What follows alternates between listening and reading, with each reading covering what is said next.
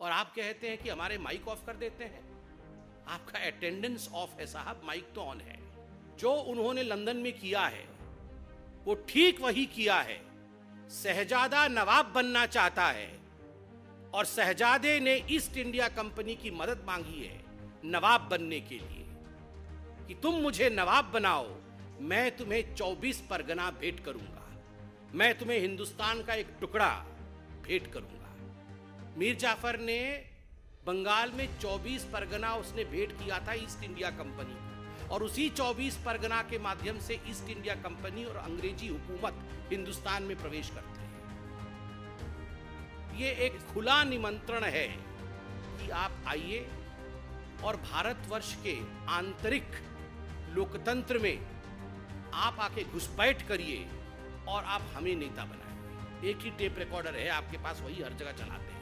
आप डिबेट में, डिस्कशन में भाग लेते नहीं है because you have nothing to debate. You don't participate in the parliament. आपकी अटेंडेंस यहां सबसे कम है because you feel that unfortunately, quote unquote, unfortunately you are a member of parliament. वो तो एक बगल में। और आज जो विषय को लेकर हमने आपके सामने ये प्रेस कॉन्फ्रेंस रखा है, स्वाभाविक रूप से आपको लगेगा मानो भारतीय जनता पार्टी हर दिन राहुल गांधी को माफी मांगने क्यों बोल रही है।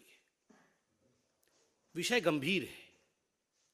अगर विदेश की भूमि में जाकर राहुल गांधी बार बार विदेशी ताकतों से यह निवेदन करेंगे कि आप हिंदुस्तान आइए और हिंदुस्तान की डेमोक्रेसी की रक्षा के लिए आप हिंदुस्तान के इंटरनल मैटर्स में प्रवेश करिए, उसमें घुसपैठ करिए। अगर यूके से और यूएस से राहुल गांधी लंदन में बैठकर इस प्रकार का डिमांड करेंगे तो स्वाभाविक रूप से देश इसे एक बहुत ही सहज भाव से ग्रहण नहीं करेगा। और एक पॉलिटिकल पार्टी होने के नाते, विश्व की सबसे बड़ी पॉलिटिकल पार्टी जो लोकतांत्रिक तरीके से जनता के आशीर्वाद के माध्यम से चुनी गई हो, यह भारतीय जनता पार्टी का कर्तव्य है कि सड़क में भी और सदन में भी इस विषय को उठाए। हमारा स्पष्ट मानना है कि यह विषय नहीं है, यह षड्यंत्र है। This is just not a random issue, this is a conspiracy, a consistent conspiracy by the Congress party and the Gandhi family.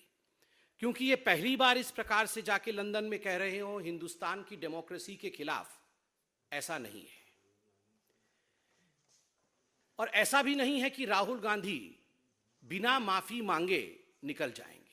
माफी तो उन्हें मांगना ही पड़ेगा, हम मंगवा के ही रहेंगे। ये मणिशंकर अय्यर और राहुल गांधी में क्या डिफरेंस है? मणिशंकर अय्यर पाकिस्तान जाते हैं और पाकिस्तान में आह्वान करते हैं कि हमें मोदी को हटाना होगा, हमें इस सरकार को गिराना होगा, आइए पाकिस्तान और हम कांग्रेस पार्टी मिलके काम करेंगे। सलमान खुर्शीद बतौर विदेश मंत्री चाइना में जाके चाइना में जिस प्रकार से प्रस्तुतिकरण करते हैं, चाइना की वंदना करते हैं और भारत को कम आंक के आते हैं, वो अभी हमने देखा है। और आज राहुल गांधी लंदन में जाकर न्योता देकर आते हैं विदेशी ताकतों को कि आप आकर हमें बचाइए और राहुल गांधी को आगे बढ़ाइए। मीर जाफर ने जो किया था नवाब बनने के लिए, आप सबको पता होगा, मीर जाफर नवाब बनना चाहता था और नवाब बनने के लिए उसने ईस्ट इंडिया कंपनी की मदद ली थी। ईस्ट इंडिया कंपनी हिंदुस्तान में प्रवेश करके मीर जाफर के साथ खड़ी हुई और उसके बाद जो हुआ वो और आप और हम सब जानते हैं। अंग्रेजों का शासन जो उन्होंने लंदन में किया है वो ठीक वही किया है। शहजादा नवाब बनना चाहता है और शहजादे ने ईस्ट इंडिया कंपनी की मदद मांगी है नवाब बनने के लिए कि तुम मुझे नवाब बनाओ, मैं तुम्हें 24 परगना भेंट करूंगा, मैं तुम्हें हिंदुस्तान का एक टुकड़ा भेंट करूंगा। मीर जाफर ने बंगाल में 24 परगना उसने भेंट किया था ईस्ट इंडिया कंपनी को, और उसी 24 परगना के माध्यम से ईस्ट इंडिया कंपनी और अंग्रेजी हुकूमत हिंदुस्तान में प्रवेश करती है। मीर जाफर को माफी मांगनी ही पड़ेगी, इसका कोई दूसरा और विकल्प नहीं है। राहुल गांधी यहां तक गिर सकते हैं कि वो लंदन की भूमि में बैठ करके भारत के इन्वेस्टिगेटिव एजेंसीज को डीप स्टेट करार दे सकते हैं कि these are the deep states just as Pakistan has ISI, ठीक उसी प्रकार इंडिया में डीप स्टेट डेमोक्रेसी के ऊपर हमला कर रहा है।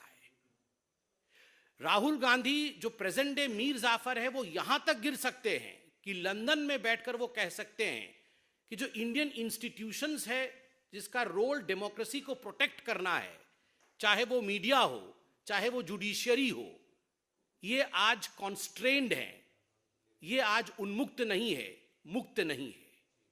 कमिटेड जुडिशियरी क्या होती थी, ये आप इंदिरा जी के जीवनी में पढ़िए। किस प्रकार से आपातकाल के पश्चात और आपातकाल के दौरान जुडिशियरी के साथ खिलवाड़ कांग्रेस पार्टी ने किया था। व्हाट इज कमिटेड जुडिशियरी, इसकी पूरी चैप्टर आज अवेलेबल है। It is a matter of research. कितने सवाल राहुल गांधी जी ने पूछे हैं? सवाल तो आप विदेश की भूमि में पूछते हैं, पार्लियामेंट में कितने सवाल पूछे हैं? राहुल गांधी ने 2019 से 2023 तक मात्र 92 सवाल पूछे हैं, जबकि नेशनल एवरेज 163 की है और स्टेट एवरेज, केरल का एवरेज 216 की है। आप सवाल पूछते नहीं है because you don't have questions. एक ही टेप रिकॉर्डर है आपके पास, वही हर जगह चलाते हैं। आप डिबेट में, डिस्कशन में भाग लेते नहीं है because you have nothing to debate. You don't participate in the parliament. आपकी अटेंडेंस यहां सबसे कम है because you feel that unfortunately, quote unquote, unfortunately you are a member of parliament. वो तो एक बगल में जयराम रमेश बैठे रहते हैं जो कान में बोलते रहते हैं, वरना उनके मुख से तो सत्य निकल ही गया था कि unfortunately I am a member of parliament, fortunately I love travelling. Fortunately वो एक फॉरेन कंट्री के टूरिस्ट के रूप में देखे जाते हैं। उनको अगर बोला जाए कि सबसे बड़ा फॉर्च्यून क्या है, तो सबसे बड़ा फॉर्च्यून वो कहेंगे हिंदुस्तान के विरोध में विदेश में बोलना, ये सबसे बड़ा फॉर्च्यून है। And unfortunately I am a member of parliament. तो स्वाभाविक रूप से ये आंकड़े राहुल गांधी जी के हैं। और विदेश की भूमि में जाकर मीर जाफर के काम करने वाले शहजादे राहुल गांधी जी से we don't request, not as BJP, but Hindustan के एक साधारण जनता के रूप में ये आदेश देते हैं, ये डिमांड करते हैं कि यू हैव टू अपोलोजाइज। आपको माफी मांगना ही चाहिए और मांगना ही पड़ेगा, क्योंकि आपने हिंदुस्तान को अपमानित किया है, हिंदुस्तान को बदनाम करने का काम किया है, और ये अधिकार आपको हिंदुस्तान की जनता ने नहीं दिया है। धन्यवाद।